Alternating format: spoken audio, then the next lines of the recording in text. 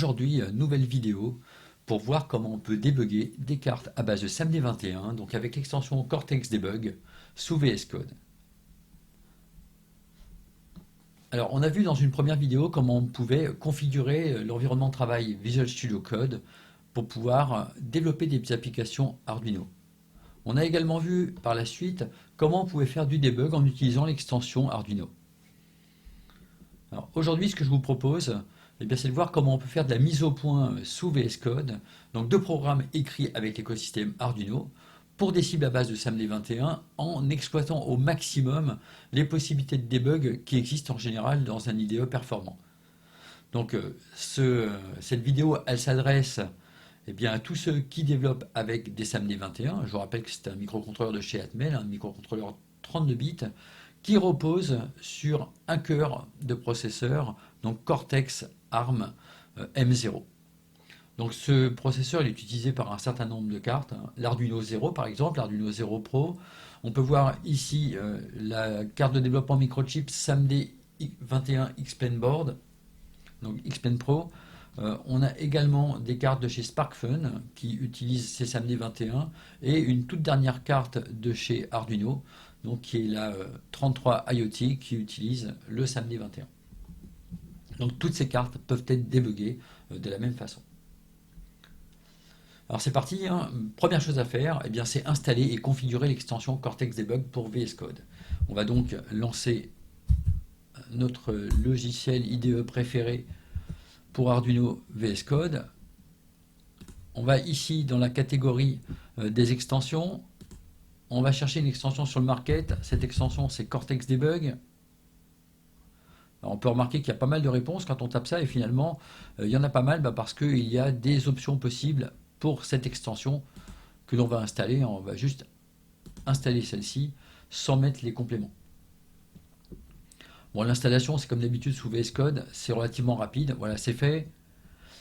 On va maintenant la configurer. Et la configurer, ça consiste à préciser où se trouve la chaîne de développement ARM. Donc pour ça, on édite le fichier setting.json. Donc on ajoute un premier paramètre. Donc il nous est proposé, c'est le cortexdebug.armToolchainPath. Et ici, on va indiquer le chemin donc, du compilateur pour les Cortex. Alors pour faire ça, je vais ouvrir donc, un nouvel explorateur de fichiers. Alors deux possibilités pour ça. Soit on trouve ça dans le dossier Arduino Data, dans le dossier Package, Arduino, etc. Alors c'est pas toujours le cas. Plus généralement, on va trouver ça dans le dossier utilisateur, votre nom d'utilisateur, le dossier appdata. Je vous rappelle qu'il est initialement caché, vous pouvez le faire apparaître avec affichage et ici cocher élément masqué. On va dans local, Arduino 15, et là maintenant package, et on retrouve la même structure que celle qu'on aurait pu voir tout à l'heure dans le dossier Arduino Data. Donc on va dans le menu Tools, dans le dossier Tools, et là on trouve ce qui correspond à l'environnement de développement. Et on va comme ça jusqu'au dossier bin. Alors je sais bien, il y a pas mal de chemins pour y aller, mais donc c'est essentiel pour pouvoir effectuer du debug. Donc je colle le chemin ici. Évidemment, il faut transformer tous les anti-slash en anti-slash.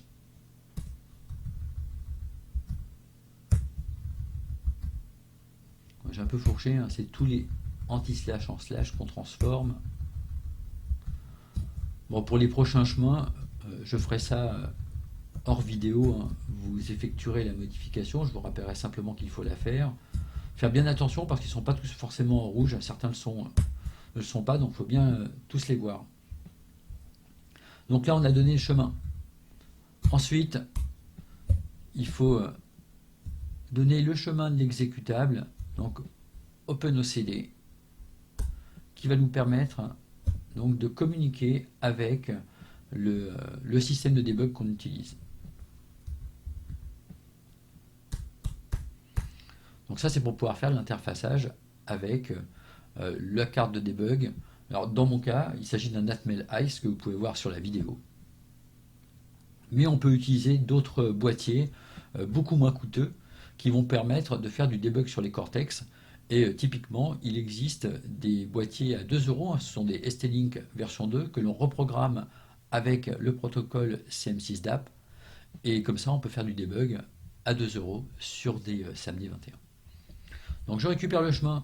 Alors, comme j'ai pas envie de m'embêter avec tous les slash, je vais aller jusqu'ici parce que c'est la partie qui est commune.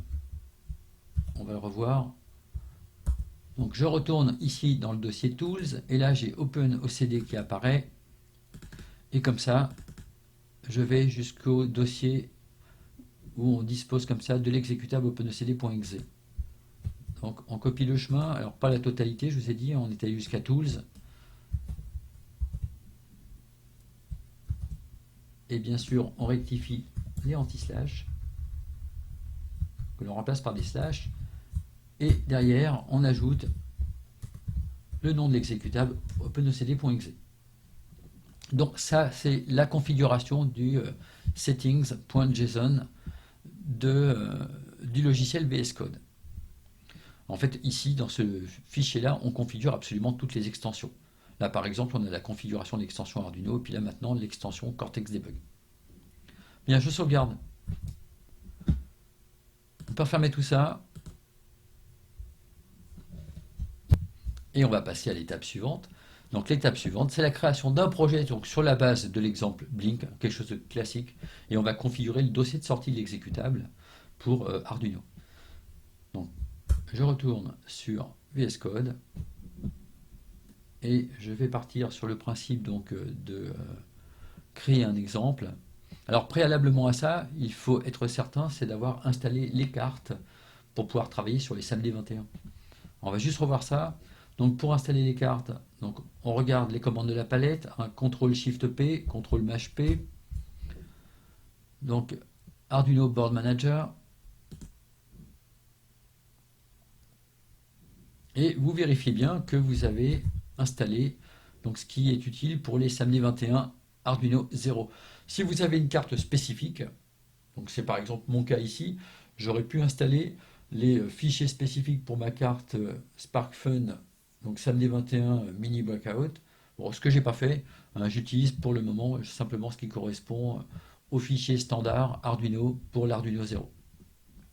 Donc c'est installé, dans votre cas si ça n'est pas fait, vous installez, vous refermez VS Code et vous le réouvrez à nouveau pour que l'installation soit prise en compte. Elle ne l'est pas autrement. Bien, ceci étant fait, je crée donc un nouvel exemple. Donc cet exemple, c'est l'exemple classique du Blink.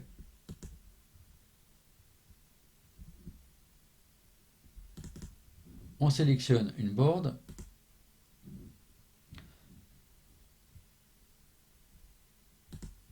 Donc la board, donc j'ai décidé de prendre juste une Arduino 0, donc sur le port de programmation. Donc c'est fait, on le voit ici. Je ferme. Et je vais refermer ça. J'ai donc mon fichier blink.ino qui apparaît ici. Vous pouvez remarquer que dans le dossier, alors dossier que je vais également vous montrer, peut-être parce que ce sera plus clair pour certains, donc tout ça c'est généré dans le dossier document Arduino, donc exemple généré, et donc c'est le Blink. Donc dedans on a un dossier .vscode qui contient des fichiers de configuration pour Visual Studio Code et ses extensions.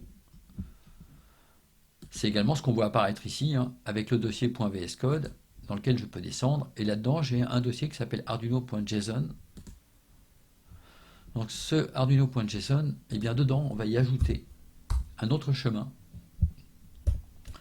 un paramètre output, qui va permettre de spécifier le chemin de sortie pour les exécutables. Alors ce chemin, il est référencé par rapport au dossier du sketch, hein, par rapport au sketch blink.ino. Donc quand je mets le point slash, c'est parce que je suis dans le dossier blink où se trouve blink.ino. Ensuite, on va mettre un point build hein, c'est souvent ce qui est réalisé. Et on aura donc un fichier dans lequel, un dossier dans lequel tout ce qui aura été construit sera placé. Ce sera ce dossier .build. Voilà, je sauvegarde. Je retourne sur blink.ino et je vais le compiler. Alors si tout se passe bien, je vais voir apparaître ici un dossier .build. Voilà, c'est le cas. Et progressivement, différents éléments, dont les exécutables. Les voici. Donc les fichiers .bin, ex, elf. Elf étant celui qui nous intéresse parce que c'est celui qui va contenir les informations de debug. Bien, à partir de là, on est maintenant prêt à configurer l'extension Cortex Debug pour pouvoir faire du debug sur notre carte. De l'étape suivante, on configure le projet pour débugger avec l'extension Cortex Debug. Donc toujours sous VS Code, eh bien, on va maintenant se placer ici dans le menu de debug. Alors je vais agrandir un petit peu pour qu'on y voit un petit peu plus clair. Donc ici, on dispose d'un élément qui nous permet de repérer la configuration qui est utilisée actuellement. Donc là, on nous précise qu'il n'y a pas de configuration normale, on n'en a pas donné pour le moment. On va ajouter une configuration de debug. Cette configuration, c'est Cortex Debug. Et là, maintenant, on obtient un fichier launch.json dans lequel on va devoir effectuer la configuration. Alors, il y a un certain nombre de paramètres à ajouter. La première chose, c'est que le serveur que l'on utilise, c'est OpenOCD. Ensuite, on précise le composant qui est utilisé. Donc le device, donc c'est le microcontrôleur. Alors dans notre cas, c'est un SAMD21. Alors on utilise la référence exacte de chez Atmel, qui est ATSAM D21. Et sur la carte que j'utilise, c'est un G18A. C'est celui qu'on trouve généralement sur les clones Arduino 0. Je dis bien généralement, s'il y a eu quelques exceptions de fait. Ensuite, eh bien, on va préciser quel est le fichier de configuration à utiliser. Donc config files. Alors le fichier de configuration, c'est le fichier de configuration pour OpenOCD. Alors il n'existe pas forcément de fichier de configuration spécifiquement, je dirais, adapté à notre carte, mais on peut en prendre un autre, adapté plus généralement à une carte à base de SAMD21, et c'est ce qu'on va faire ici. Alors pour ça, on retourne dans le dossier dans lequel on se trouvait tout à l'heure, dossier OCD. Là, on trouve un dossier share. À l'intérieur de ce dossier, un dossier OpenOCD, script. Et là, on va trouver les différentes boards possibles. Donc board. Et pour nous, ce qui nous intéresse, c'est donc Atmel SAMD21 Xplain Pro. Donc c'est le fichier que l'on va utiliser pour configurer OpenOCD. Donc je copie le chemin. Et je le colle à cet endroit-là. Bien sûr, il faut retoucher l'ensemble des anti-slash et mettre des slash à la place.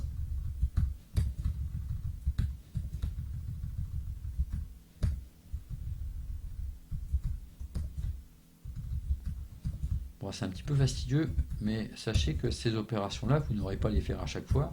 Vous pourrez vous contenter de faire un copier-coller d'un projet précédent pour obtenir les bonnes configurations. Alors on en ajoute un dernier, et ici, on va coller le nom du fichier de configuration. Alors moi j'effectue des copier-coller pour être sûr de ne pas faire d'erreur. Voilà, je colle le nom du fichier de configuration. Dernier paramètre, c'est un paramètre qui va nous permettre de voir davantage de choses que ce qui concerne le cortex.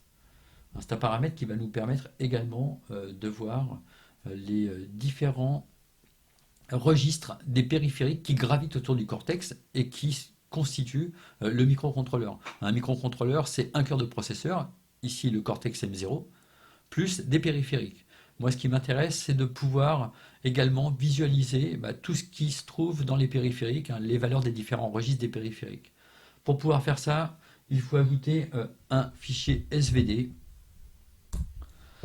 Ce fichier SVD, alors je vous montre comment l'obtenir. Notre navigateur internet. Voilà. Et pour rechercher le fichier SVD, je vais donc taper adsam, adsamd21 g18a.svd. Voilà ce qu'on cherche. Et là, on tombe sur une première proposition qu'on va retenir. Donc c'est donc le fichier SVD qui nous intéresse. Alors comme on peut être éventuellement amené à travailler avec d'autres versions du SAMD21, ce que je vous propose, c'est de nous rendre directement dans le dossier SVD qui se trouve ici sur GitHub et de récupérer l'intégralité de ces fichiers en téléchargeant donc le zip de l'ensemble. Voilà, on obtient les SVD d'un certain nombre d'éléments. Alors ces SVD, on va les copier dans nos documents, dans le dossier Arduino. Voilà, comme ça on saura facilement y accéder.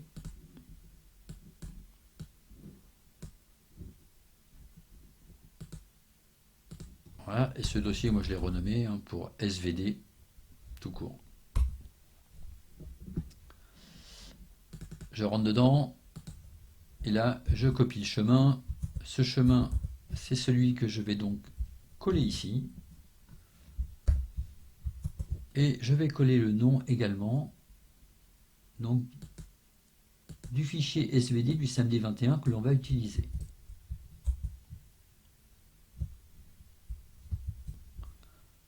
Et pour que ce soit correct, je remplace tous les anti-slash par des slash.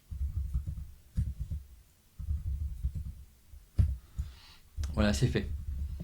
On a configuré donc notre système de debug. Alors à un détail près, il faut préciser ici où se trouve l'exécutable ELF. Donc l'exécutable ELF, je vous rappelle que nous on l'a placé. Alors je vais vous le remontrer parce que quelquefois on perd un petit peu le fil. Donc le point slash, c'est ce qui est relatif au dossier de notre fichier blink.ino. C'est ce qui se trouve ici à la racine de notre dossier. Et dans ce dossier, on a créé un dossier .build dans lequel on trouve l'exécutable. Donc je remplace ici par .build. L'exécutable, lui, s'appelle blink.ino.elf.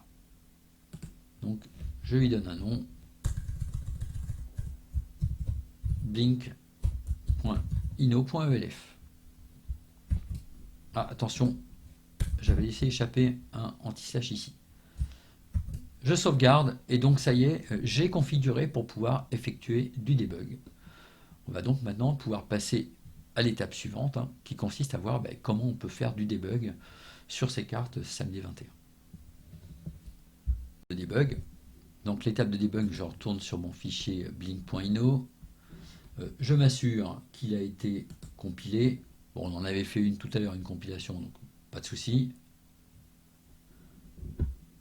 Je repasse sur l'onglet debug et je lance le debug.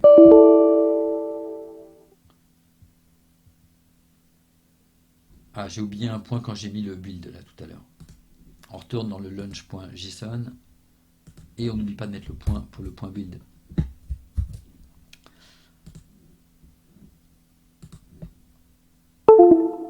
Donc c'est parti cette fois-ci, tout se passe bien. À partir du moment où vous avez la bande orange qui apparaît ici, ça veut dire que vous êtes en mode debug. Alors pour ceux qui ont l'habitude de travailler uniquement avec de l'Arduino, tout de suite on aboutit à un endroit ici. Le curseur vert indique à quel endroit est positionné le début de l'exécution. On se retrouve dans une fonction qui s'appelle resetHandler.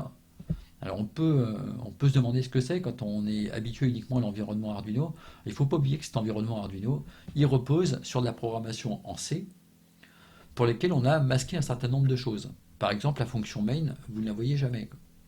Vous ne la voyez jamais, mais c'est elle qui intègre finalement les fonctions setup et loop.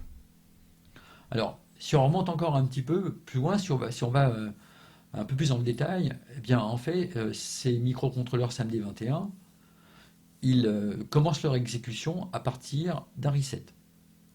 Et ce reset, il est traité comme une interruption, et c'est la raison pour laquelle, eh bien, au moment où le debug est lancé, on se retrouve dans le reset handler qui prend donc en charge l'interruption de reset. Alors ce que je vais faire, c'est que je vais réouvrir donc mon fichier Blink. Je vais mettre un point d'arrêt dans Blink, et pour ça, pour mettre le point d'arrêt, on va juste cliquer ici à la gauche du numéro de ligne du pin mode. Et je vais cliquer sur le bouton Continue,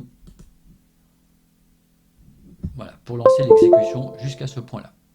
Donc arrivé à ce point-là, on voit qu'effectivement on s'est arrêté ici, juste au moment du pin mode. Alors on pourrait lancer l'exécution maintenant, et donc en lançant l'exécution maintenant, eh bien, on voit la LED clignoter sur la carte. Tout simplement parce que j'ai effectué le setup, je suis maintenant dans la loupe, et la LED clignote. Je peux faire une pause, ou mettre un point d'arrêt à un endroit où je souhaite pouvoir m'arrêter. Par exemple ici. Voilà, la carte finit par s'arrêter à cet endroit-là. Et maintenant, je dispose de différents outils qui vont me permettre d'avancer dans le programme. Alors soit en mode pas à pas. Alors pas à pas, c'est instruction par instruction, c'est-à-dire ligne de C par ligne de C. Donc voilà ce que j'ai pu faire ici. On a effectué le digital write, on arrive sur le délai.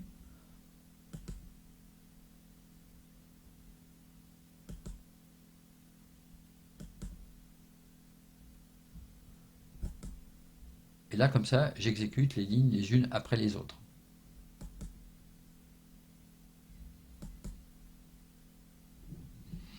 Et là, on va un petit peu plus loin, c'est qu'on vient de sortir de la fonction loop.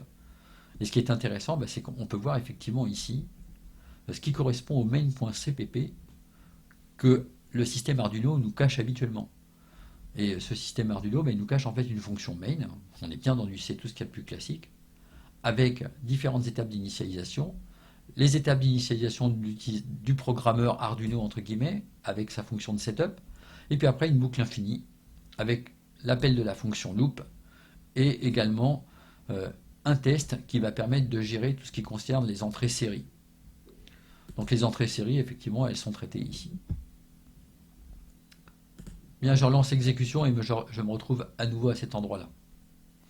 Donc on voit que comme ça, on peut exécuter en pas à pas notre programme. Alors on pourrait également descendre à l'intérieur du digital write. Pour ça, j'utilise ce bouton Step Into.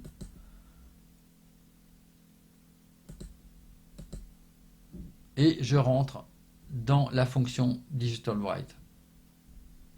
Et là maintenant, on voit comment est réalisé le digital write.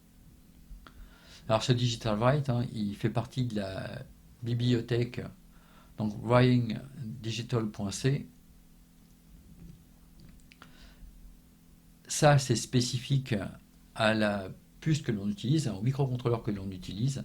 Et c'est la raison pour laquelle on trouve des éléments qui sont totalement spécifiques au SAMD 21, puisque cette utilisation de l'adresse port avec une description par différents offsets ici avec groupe port outclear.reg, c'est quelque chose qui est spécifique au SAMD 21.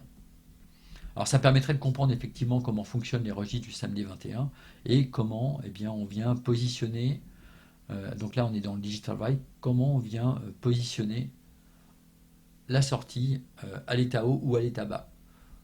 Typiquement, on peut effectivement le voir. Donc ici, on va tester la valeur qui est envoyée à notre fonction digital write. On a quelque chose qui référence la pin. Et d'ailleurs, vous voyez, quand je place le curseur, je vois les valeurs. Donc la UL pin, c'est la pin numéro 13. Alors, pin numéro 13, qu'est-ce que c'est exactement? Est-ce que c'est ce qui correspond à de la pin Arduino? Est-ce que c'est ce qui correspond à des ports du microcontrôleur? On va aller vérifier ça tout de suite. Et pour vérifier ça, j'ai pris ce qui correspond à un clone de cette carte-là. On retrouve toujours la même LED built-in à l'intérieur. Donc la LED intégrée, elle se trouve sur D13. Donc le UL pin que je vois apparaître égal à 13, c'est bien ce qui correspond à une pin Arduino. Cette pin Arduino, à un moment donné, elle va être traduite en numéro de port sur le microcontrôleur.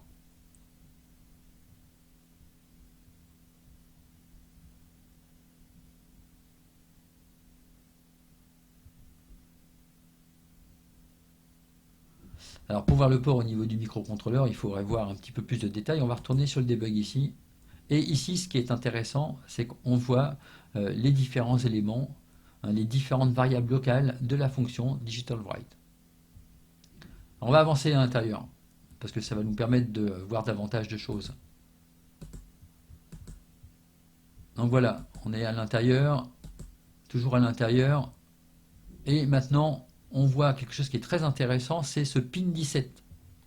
Alors ce pin 17, ça correspond en réalité cette fois-ci au port, le numéro de broche sur le port qui est utilisé au niveau du microcontrôleur cette fois-ci. Si on regarde la figure, ça va être plus clair au niveau de la figure. D13, eh bien ça correspond à PA17 sur le microcontrôleur. C'est toujours ces liens qui existent entre les pins Arduino et les ports du microcontrôleur. Donc D13, c'est PA17 et c'est effectivement le 17 que je trouve ici. Bien, alors, je ne vais pas aller beaucoup plus loin dans le détail à ce niveau-là, mais vous avez vu qu'effectivement on pouvait naviguer dans le programme en mode pas à pas, on pouvait rentrer à l'intérieur des fonctions. Ces fonctions, ça peut être des fonctions qui sont dans les bibliothèques Arduino. On peut visualiser les variables locales. Alors on pourrait de la même façon visualiser des variables globales. Alors je vais ressortir de la fonction. Je retourne dans mon programme principal ici. Ce programme principal, je vais l'arrêter pour l'instant. Et je vais ajouter ici une variable statique qui va me permettre de compter simplement les passages, les tours de boucle, avec un i++ à chaque tour de loop. Donc je sauvegarde, je compile,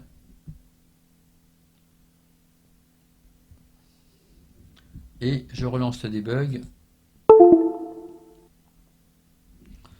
Donc on démarre sur le reset handler, on lance l'exécution, on s'arrête sur le pin mode, je relance l'exécution, j'arrive maintenant ici dans la partie loop où on a effectivement une variable locale i qui apparaît. Cette variable locale, je pourrais également la visualiser ici en mettant un watch supplémentaire, par exemple pour i. Je pourrais également mettre une expression, quelquefois on a besoin de mettre une expression pour pouvoir masquer, pour pouvoir faire une opération, par exemple 2 fois i. Je relance pour faire un tour, et quand on s'arrête, effectivement, je vois i égale 1, i égale 1 au local, dans le watch, et également 2 fois i égale 2, logique. Donc voilà, on peut effectuer des visualisations au niveau de ce watch ici, en les personnalisant. Allez, une dernière chose, c'est assez consistant comme vidéo, mais effectivement, il y a beaucoup de choses à voir au niveau du debug. Alors, une partie qui va être également passionnante, c'est celle qui concerne ici les périphériques. On a ajouté un fichier SVD tout à l'heure. Ce fichier SVD, il a pour objectif de définir absolument tous ces registres-là et de pouvoir y accéder simplement. À l'instant, actuellement, avec ce programme, ce qu'on est en train de faire, c'est qu'on est en train de changer l'état d'une pin à chaque tour de boucle. On change 2 fois l'état. Cette pin, on l'a vu tout à l'heure, c'est la pin numéro 13 Arduino, mais c'est également la pin 17 sur le port A du microcontrôleur. Ici, on va trouver tout ce qui concerne les ports. Si on développe, on dispose de tous les registres avec un indice 0. Ça, c'est pour le port A. Et on va retrouver la même chose avec un indice 1 plus loin pour le port B. Nous, on est sur le port A. Si on veut basculer l'état de la LED, eh bien, par exemple, il existe un registre qui s'appelle out toggle 0. Ça, c'est pour faire basculer ce qui se trouve sur le port A. Alors nous, on est sur port A17. Donc c'est un registre 32 bits. Et si je veux faire un update de la valeur, je vais donc ici, Alors attention, hein, c'est pas forcément évident, hein. Là, on va 4 bits par 4 bits, hein. Donc, quand j'en ai pris 4 en compte, j'en ai pris 16 en compte, en fait. Donc, je vais de l'indice 0 à 15. Donc, sur ce digit-là, je vais agir sur les indices 16, 17, qui nous intéressent, 18, 19. Donc, le 17, il aura pour poids 2. Hein, si ça avait été le 16, on aurait eu 1, 2 pour le 17, 4 pour le 18, 8 pour le 19. Et si je valide, je vais voir les LED s'allumer. Donc voilà, on voit qu'on peut agir directement sur les registres des différents périphériques du microcontrôleur. Vidéo un petit peu longue, mais bon, il y avait beaucoup de choses à voir. Donc ce debug, moi je l'ai effectué, vous l'avez vu, avec la vidéo de la carte, avec un Atmel Ice. Je vous rappelle qu'il y aura prochainement une vidéo qui vous montrera comment on peut réaliser soi-même, à partir de petits boîtiers à 2 euros, un module de debug pour ces samedis 21. Bien, alors c'est la fin de cette vidéo. Je vous remercie de l'avoir suivi. Cette vidéo, elle correspond à un enseignement que l'on donne à l'IUT de Nantes, dans le département génie électrique et informatique industrielle. Je vous rappelle que c'est un département dans lequel on voit énormément de choses intéressantes. Donc si vous êtes en bac STI actuellement, si vous êtes en bac S et que les technologies du génie électrique en général vous intéressent, je vous invite à venir à l'IUT de Nantes.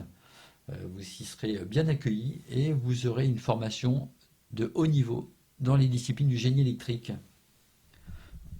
Pensez à mettre un petit like sur cette vidéo si vous l'avez appréciée.